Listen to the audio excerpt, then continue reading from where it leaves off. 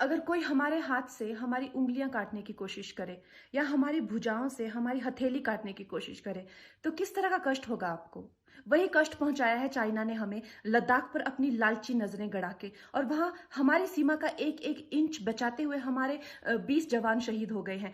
क्या भूल पाएँगे आप उनकी माँओं के आँसू, उनकी विधवाओं की चीखें और उनके बच्चों के दिए हुए बलिदान को? क्या ये सोचना ठीक है कि सेनाओं का जो सरहदों पे जो युद्ध होता है, वो सिर्फ़ सेनाओं का होता है, वो सिर्फ़ सरकार का होता है? क्या उसमें हमारा कोई योगदान नहीं है? क्या हम भूल गए वो वक़्त जब महात्मा गांधी जी ने कहा था, अगर अंग्रेज़ों की रीढ़ तोड़नी है भारत में, तो उनके बनाए हुए हर उत्पादन का बहिष्कार करना पड़ेगा।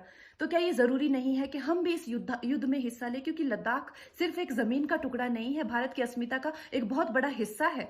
भारत की हथेली है, हम उसे किसी तरह से इस दुश्मनों के उनके गंदे इरादों में सफल नहीं होने दे सकते। तो क्या हम लोगों को इसमें हिस्सा नहीं लेना चाहिए कि जो चाइनीज़ जितनी भी गुड्स हैं, जितने भी उनके प्रोडक्ट्स हैं, जिन जिन भी कंपनीज़ में उन्होंने इन्वेस्ट किया हुआ है, उनसे उनको रिटर्न्स आते हैं, रेवेन्यूज़ आते हैं, ऑर्गेनाइज़ेशंस हैं, उन सब का बहिष्कार करें, ताकि वो उस संपत्ति से जो यहाँ से इंडिया से इकट्ठी करके जाते हैं, उस संपत्ति से हथियार खरीद के हमारे सैनिकों के सीने छन्नी करते हैं। तो क्या हम उन इस युद्ध में हम चाइना का साथ दे सकते हैं? आप बताइए।